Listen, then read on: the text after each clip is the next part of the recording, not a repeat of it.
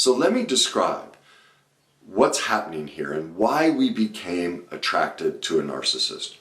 Well, it's true for both sides. What creates a narcissist, narcissists are not born, they are created. It's horrific childhood trauma. Massive neglect, abuse, I mean, it can vary in exactly how it is, okay, on exactly what they went through. But that's what created a narcissist. They were not born that way. They went through such horrific trauma, they basically dropped the person they are and developed a personality to survive it. And this became the maladaptive false persona they developed to navigate the world so that they could survive their trauma.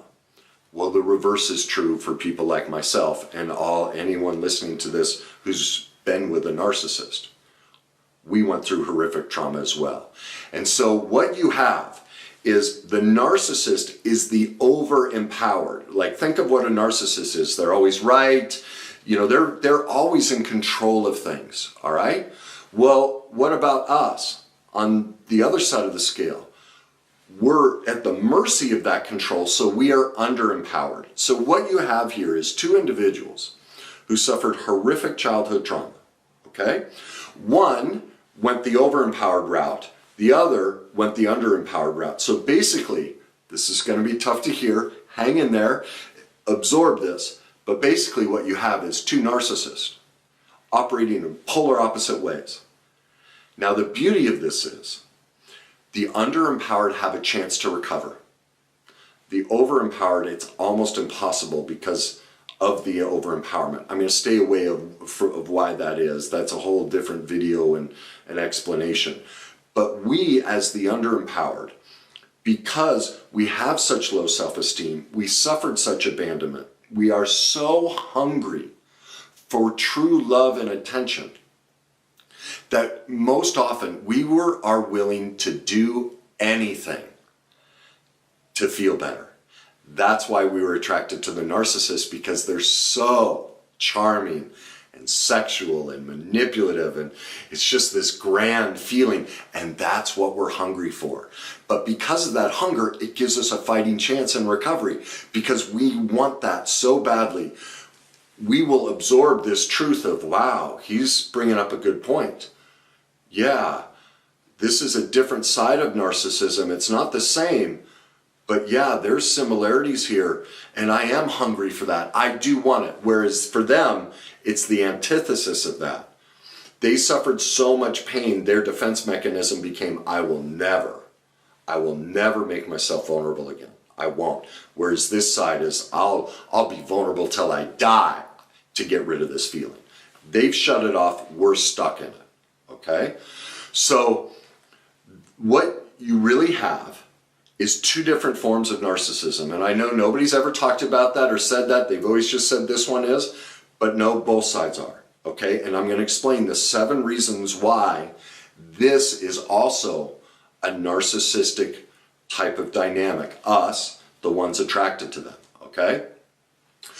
But I want to explain a little bit more about how attraction works and why this dynamic exists. The way attraction is this, or the way attraction comes about is this, all right? Our brain and body gets addicted to what we know, all right? In childhood, we all become our childhood. That's like scientifically proven, okay? And so what happens is we create these, in childhood, when we have no emotional barriers, we're learning about it, we go through these experiences, and many of you will be like, what? My childhood was perfect. But that shows how much denial you were in childhood to survive it. Because unless you went through horrific childhood trauma, you would never go near a narcissist. You see, attraction is based on a known experience, okay? And so the way our brain and body works is our brain and body don't know right from wrong. It knows known versus unknown. And so one of the hallmarks of people who date narcissists, and this is going to ring true, there's just this electric connection. They're so sexy. They're so powerful. There's just a draw that it's addictive. It's the butterfly feeling, and that's why I always talk about the butterfly feeling is a red flag. Literally what your brain and body, even if they're not a narcissist, but just even normal so-called chemistry, between two people, what's happening is your brain and body is literally going, and this can be friendships too. Oh my God, this person is going to let me relive my childhood trauma. That's that intense emotion we feel. Okay, and that's all attraction is. The reason you think when you're swiping on dating sites and you're going, boring, boring, they may be very attractive, but you look at them and you're like, boring, boring. That's because that person has not suffered the similar childhood trauma, and they won't trigger your exact childhood trauma, and so you're bored by them, and you swipe past them. There's no electricity, and we're all looking for that electricity because our brain and body becomes addicted to repeating what it knows. And since, in my belief, I've yet to find anyone who's not been through horrific childhood trauma, even from the most successful to the most poor. It's just, we're so undereducated on what childhood trauma is. Most people are completely unaware. But your life shows it. Divorces, addictions, overweight, your life shows your trauma, okay? So any aspect of your life isn't working, it's your trauma. It's just plain as day, and the science proves it. Adverse childhood experiences, I could go on and on. Again, that's another video. So the whole reason you became attracted to a narcissist and you both were duly attracted to each other is that childhood trauma. Your brain and body actually seeks it out. I could put you in a room with 10,000 people. All but one of them would be a narcissist, and like radar, you'd come out and go, yeah, they're all attractive, smart, nice, but there's just something about this one. You'd be drawn to it, okay? And that's what happens. So there's usually this intense attraction to them, okay? And quite often those attracted to narcissists, there was addiction in the household, but there's always trauma, okay? So the 7 parts of the underempowered narcissist, what I'm calling, no one else has ever called it this, I'm calling it this because I know I lived it and I had to break down why. Why did I pick this person? I'm responsible for that. I can date many people, and I've been in these 2 marriages. That's about me. And so I had to look, what were the common characteristics? What's going on here? Why is this happening? Okay? So the first thing is, we knew from the beginning. And I found this with any client who's been with a narcissist, it's always, they saw red flags right out of the gate and they ignored them. Now, in my first marriage, I didn't see it because I was so in our late teens, early 20s, where lots of relationships start, and then we discover the narcissism in our 40s after being married for years, and we grow and learn about this stuff. We're so detached from reality and our own emotions, we don't even see the red flags in many cases.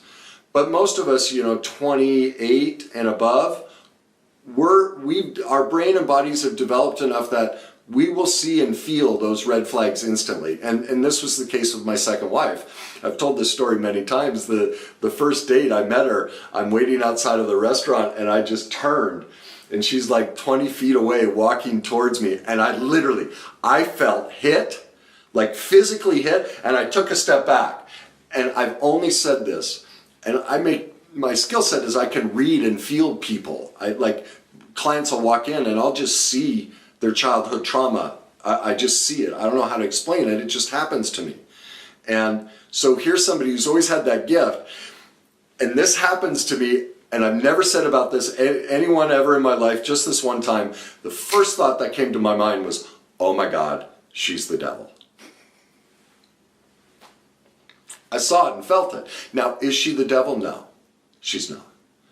And narcissists are not the devil. They're not bad people. They're severely broken. I'm not condoning their behavior, but my heart breaks for someone who became a narcissist. Both sides of the dynamic are tremendously broken.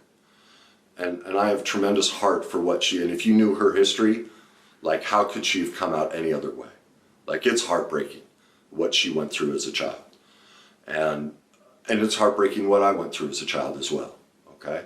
So this isn't one's better than the other. You have 2 mutually broken people, all right? But the first thing is our level of narcissism is we know, and we ignore it. Think of the power in that. Remember, narcissist or overempowered. We take control from an underempowered place. We know the truth, but we don't act on it. And why? You're going to see through these 7 characteristics how we act out that power. One of the main ways we do it is we think we can fix them. We have this grandiose vision of we see their capability, like we see those flaws. But when the narcissist is on, man, is it the sex is great, the communication is great, like there's just so much chemistry and charisma. And, even the quieter narcissists, there's this power, the electricity. And we get those glimpses because they use those glimpses to draw us in, because we are a feeding source for them emotionally. Because, see, remember I said we are so hungry for emotion? Well, they stay away from it, but they need emotion to survive, so they steal it.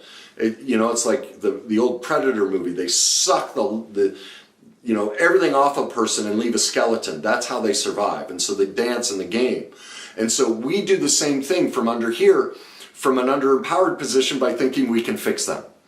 That's a power dynamic. I'm basically playing God. I'm not accepting them for who they are, and I'm going to manipulate out what I want from them. I can fix them. All right, number 3, we're obsessed with figuring them out. We talk about it, we research it, we talk to them about it, like we have discussions with them of, why are you this way and then this? Like, we want to figure it out. Again, that's a power dynamic. We're wanting them to be different. Why? Because we need to be fed too. We're underempowered. We need, when they're on, we are desperate for that magic they bring in our life. And so we not only try and fix them, we obsess over them and trying to figure them out. That's a power dynamic. But we're doing it kind of more covertly from under here, whereas they're doing it from up here. Okay? Number 4, we do everything we can to control their actions, their behavior, and get them to stop. We throw fits, we complain, we throw it in their face. We just, and some do it silently. Others won't aggressively point it out to. I was one of those that would, I was hyper vigilant on what, did you notice this? You did this? What's the difference? What are you doing? Like I was constantly, always aware of what they were doing or not doing. All right. Now some do that, but silently, because they're so disempowered, they can't speak. But internally, they're doing the exact same thing. Okay. The next thing is we try to become whatever they want. Number 5. We will become chameleons. I changed my first wife. I was playing pro hockey. She didn't want me to. I quit. Now, I'm not blaming her for that. Looking back, that was my narcissism. As I see now, I talk about in my book, I never wanted to play pro sports, and I manipulated her. That's why I picked her.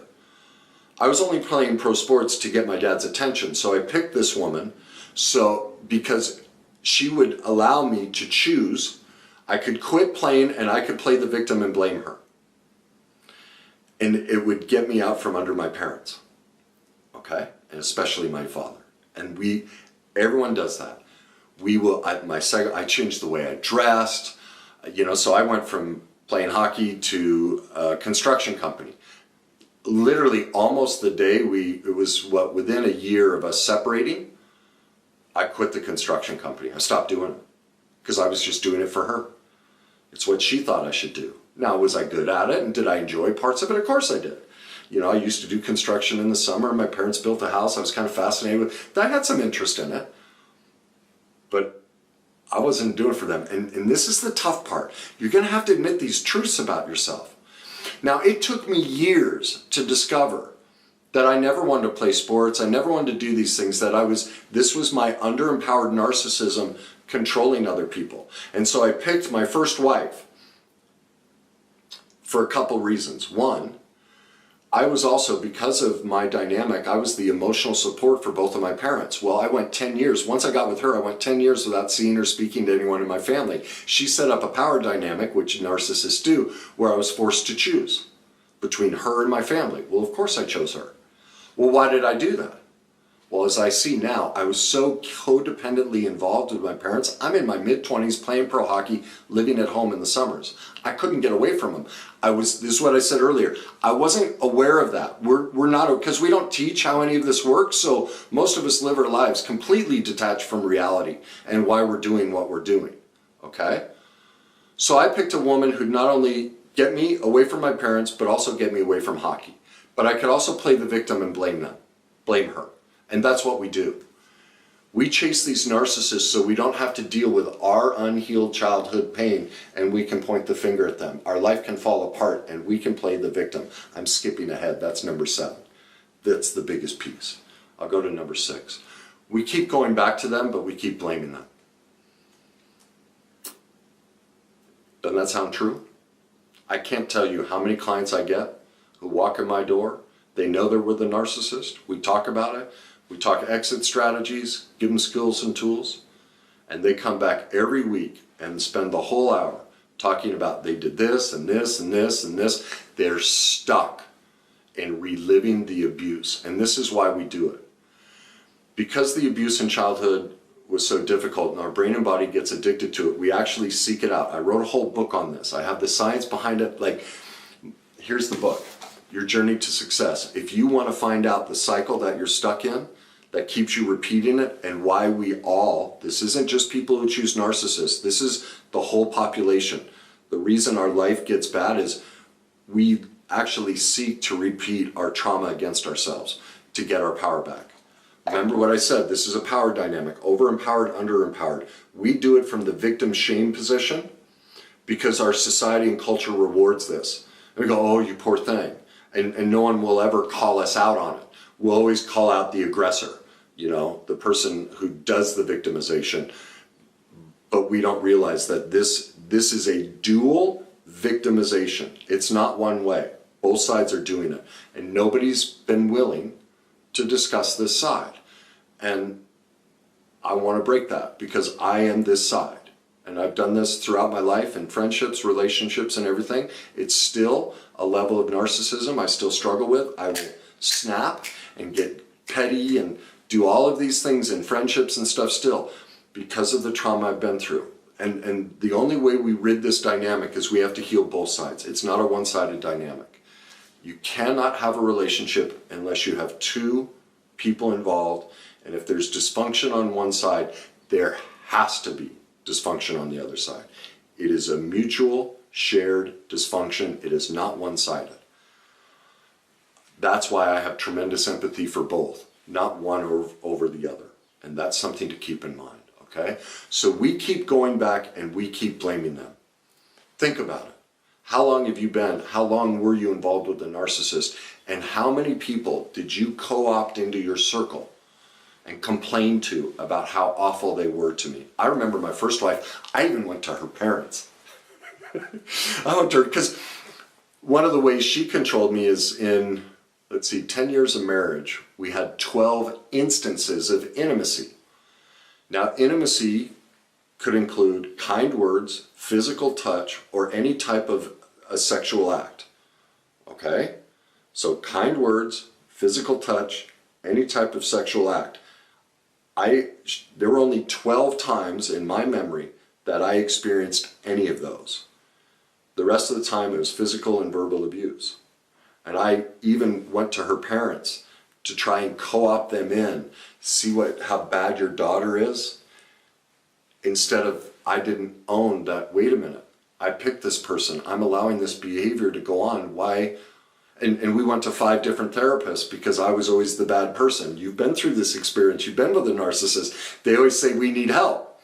And every therapist, you know, I'd go in and yeah, I'd admit my stuff, just like you. Yeah, I'm working on that, I'm not perfect here. But with every single therapist, they all switched and went, well, Kenny's doing his side, what about you? And every single time on the way home, she'd go, I don't like this therapist, we need a new one. And I never stood up for myself. I kept myself the victim. Now, I kept myself the victim because I didn't know any of this. And if you're stuck in that, I'm not blaming you. None of this is blame. You can't be blamed for something you weren't even aware of. You can't be. You were doing the best you could with what you knew at the time, and so was I. But I was abusing her. by allowing that behavior to go on, and so are you. Now the key is this: now that you're aware of it, you are responsible. You're responsible for choosing this person, and you're responsible if you learn about this and go heal that trauma or not. And if you choose not to, then from this day forward, you are to blame, because you know it now. You've heard it and you've chosen to negate it. And so for the first time in your life, if just like me, you've been with all these narcissists and this is the first time you've heard it, you are not to blame. Don't shame yourself. Don't beat yourself up. You did the best you could with what you knew at the time, but now for the first time in your life, you have the information to change it.